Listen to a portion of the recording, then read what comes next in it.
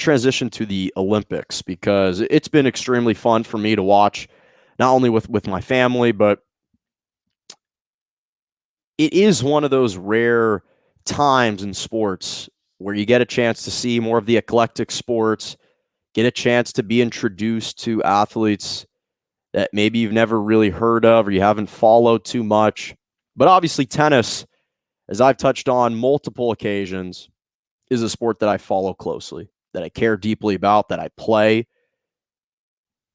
And so whenever I'm watching one of the greatest players in their respective fields, because that's naturally what I do, I want to see how they perform. And so Novak Djokovic participated in the Tokyo Olympics, and he was upset by Alexander Zverev in the semifinals of the individual tournament. Obviously was vying for a golden slam, which is not only winning all 4 Grand Slam events, but also winning a gold medal at the Olympics, if it so happens that they coincide all at the same time.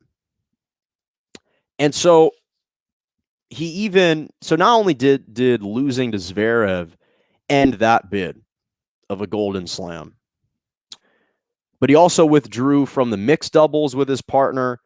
He lost to Corena Busta of Spain again, with an opportunity to at least win a bronze medal. He couldn't do that.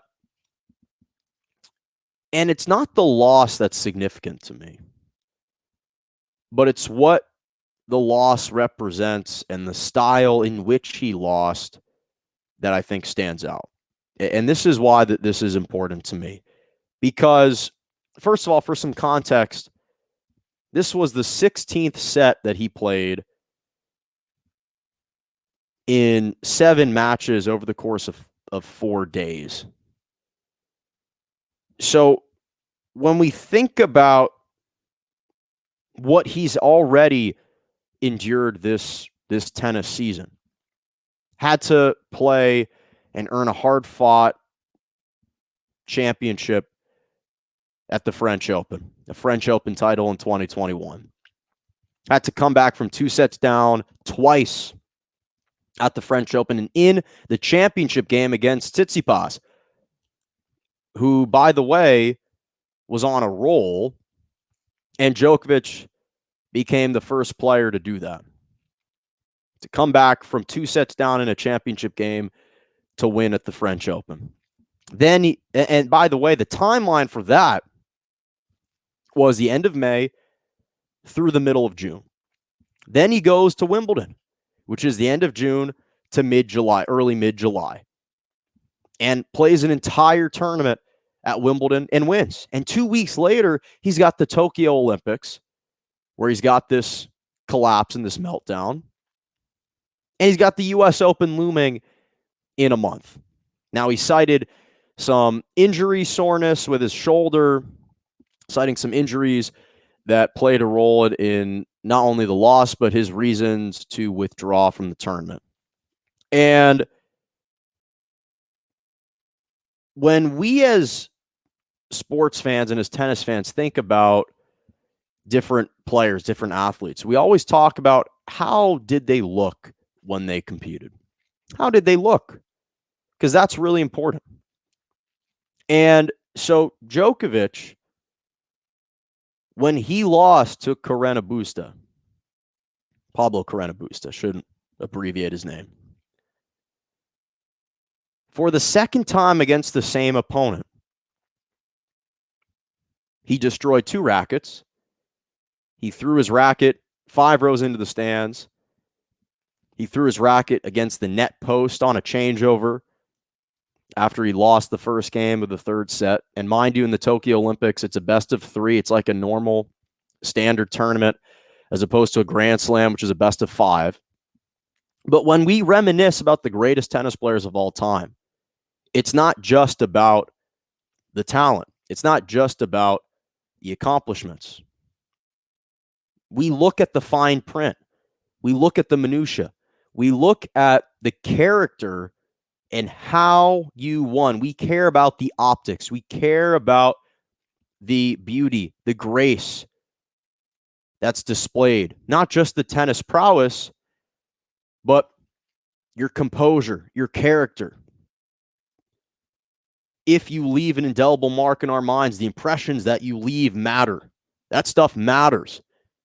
And when we look at the greatest players of all time in tennis, the big three, when it comes to the men's, with Djokovic, Roger Federer, and Rafael Nadal, those guys are so closely together as far as talent and accomplishments that we have to look at intangible characteristics when it comes to this. And this is the reason why so many tennis fans harbor this resentment towards Djokovic and feel this vitriol towards him and have this disdain for Djokovic is because of the character. And the one thing that you can say is the glaring weakness of Djokovic, which isn't something that you can say about Nadal or Federer. Those two guys have no weaknesses. On the court, the one glaring and flagrant weakness of Novak Djokovic is his emotions. Is emotionally. He will let his emotions get the best of him. It's cost him. We saw it within the last year. It cost him a U.S. Open last year against Carreño Busta in the fourth round of the U.S. Open. He was frustrated, turned, unintentionally hit a ball at a line judge in the throat. It cost him a Grand Slam. We saw it in the Olympics again. Cost him a gold medal. Cost him a medal in general, any medal at all. And mind you, Djokovic has only won one medal at all at the Olympics. It was a bronze medal in 2008, which is the only medal that he's ever won. He's allowed his emotions to get the better of him and sometimes stain his character. And that is the reason why so many tennis fans view him as the interloper. Don't revere him the same and don't kind of group him together with Federer and with Nadal and view him in the same light as those two guys, is because for a lot of people, for a lot of fans and media members, it's not just about the talent. It's not just, did you eclipse Roger Federer's mark and Nadal's mark of 20 Grand Slams? Have you accomplished the same things that they have? It's not just about that. It's how did you conduct yourself en route to reaching that point? And unfortunately for Djokovic, he will probably surpass Federer and Nadal for the most Grand Slams. He's in better peak condition. He's younger. He'll have more opportunities to win. He hasn't been sustaining as many injuries. But that's the biggest reservation and point of contention that I have when it comes to just crowning him as the greatest of all time. Because while I don't think that beauty and grace are everything, you certainly have to have talent. But how you conduct yourself on the court, what type of person you are, the persona that you display, I think should be taken into consideration. And I love Djokovic. I'm a tennis fanatic, so I respect the hell out of him. And it's a bit of his kooky side and his bad temper and losing his cool. That's what's made him who he is. That's what's helped elevate him to the stage. But what's also helped him elevate and ascend is the fact that he was able to finally keep those emotions in check. He wasn't allowing those emotions to dictate how he plays and to cost him free points or free matches. And that's been why so many fans feel this vitriol and this animus towards him, is because they think that, unfortunately, the not so pleasant things that he does on the tennis court sometimes leave more of an indelible mark in people's minds than the greatness that he displays. And that should never be the case. That should absolutely never be the case. And again, You watch Federer, you watch Nadal. Every single match that they play, they're calm, cool, collected. Doesn't matter in triumph or in defeat. And Djokovic, that's not the case. You get the mixed bag. You get the greatness, and then you get the volatility. And he's got the U.S. Open coming up. Obviously, he missed out on a Golden Slam. Still has an opportunity to complete a Grand Slam, which would be a tremendous feat that hasn't been done since 1969 by Rod Laver.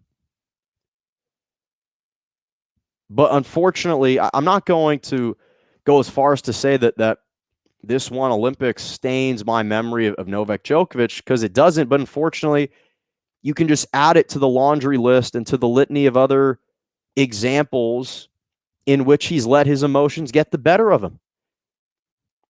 And that, unfortunately, I think will contribute to how we view him moving forward. And it's a shame, because he's a tremendous player and arguably the greatest of all time. But he has to try and keep those emotions in check, because he's costing himself more accolades, more accomplishment. And he's also costing himself some favor amongst tennis fans along the way. That's what I have to say about that. Now, again, he said he's coming out. He's looking forward to the Olympics in Paris in 3 years, planning on playing in that as well. So he'll still have an opportunity to win a gold medal. But big time upset. And that's not to take away from Pablo Carreño Busta or Alexander Zverev, who I'll give a shout out to in my Malkin's moments for winning a gold cup. Not a gold cup, excuse me, a gold medal. But I didn't like to see that from Djokovic.